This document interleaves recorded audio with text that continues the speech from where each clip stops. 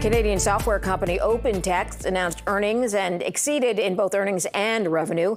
As a result, the stock has surged by 10% at one point today. Let's go to Mark Barrenechea. He's the Chief Executive Officer, Chief Technology Officer of OpenText. Thanks for joining us today. It's a pleasure to be with you. Let's start with your beat on revenue. What's driving that? Yeah, our cloud bookings surged in Q4. And it was driven by our new product release, Titanium X. Q4 was the first quarter that Titanium X was in the market. And this is our AI-driven platform. And with the first full quarter in the marketplace, the customer demand and adoption was great. And our bookings grew 32%. And we also accelerated our business optimization that just advanced our adjusted EBITDA, our margin, into the range of 35% for the full year. So I think it's a combination of our AI product cycle, first quarter of the market with our bookings surging 32%, and the acceleration of our business optimization plan that delivered 35% adjusted EBITDA for the year. Okay, so revenue is down year over year about 4%, 3.8, I believe is the number. What factored into that? Yeah, I mean, that includes the divestiture that we did, right? 25 also included, we divested our mainframe business. That mainframe business was highly profitable, but not strategic to our cloud growth. So that decline number includes the divestiture we had on our mainframe business. Our outlook for 26, which we also introduced yesterday, shows our cloud revenue growing 3 to 4%. Margin expanding, free cash flow expanding, and bookings almost near 50% acceleration of the growth rate of the bookings into the year. Okay, so let's explain to people what this platform does. I don't know if BMO and Chevron are already using that. They are clients of yours. But if you could explain what Titanium does for your clients. Yeah.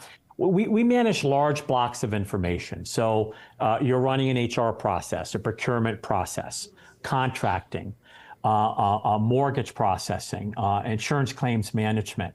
All that data comes into our platform.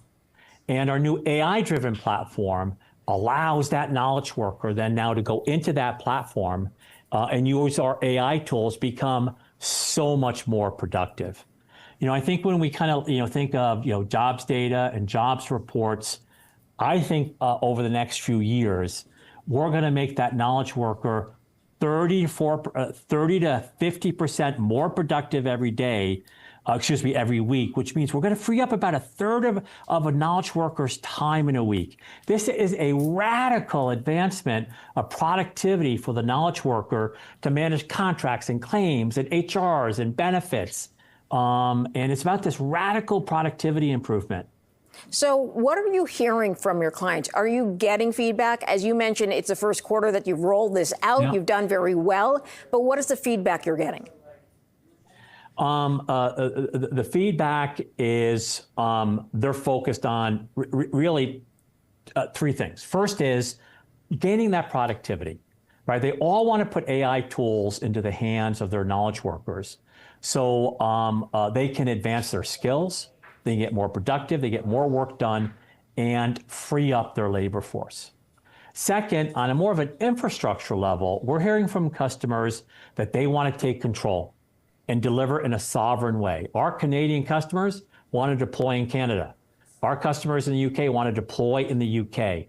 And they want to start to reduce their dependency, if you will, on US tech, and gain control of their platforms and to have sovereign platforms. And it all needs to be secure. And everything we do, if we can't make it secure, it's not worth doing. So it's about productivity and skill and reskilling. It's about sovereign cloud and local deployments. And three, making it secure. Okay, so given that, you mentioned sovereignty as one of the important points here, who would you see as your main competitors? Yeah, we typically compete against IBM, ServiceNow, and then we have some secular competitors by each business area. So those are the companies we typically compete with.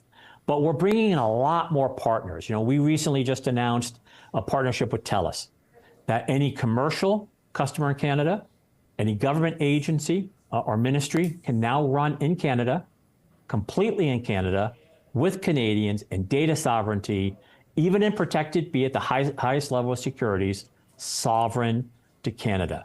So we'll call out IBM, ServiceNow, but we're more focused on the partners that we're bringing in to grow this sovereign ecosystem. I've got about a minute left with you. I just want to understand if you feel like, are there tariffs or anything else are going to provide a headwind for you over the next 6 to 12 months? Yeah, look, everyone's very obviously mindful of what's happening. For us, it's a tale of two cities.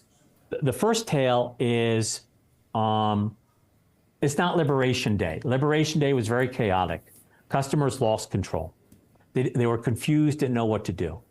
They're not confused anymore. They're taking control. And that's where data sovereignty comes in. Our customers in France, Germany, UK, Canada, Japan, Australia, they all want to deploy locally now and take control of their platforms. So that is a tailwind for our business that we're going to be able to feed into how do you deal with tariffs? Yep. It's taking control through data sovereignty. I got to leave it there, Mark, but appreciate your time. Thanks for joining us. Mark Barrenechea of OpenText.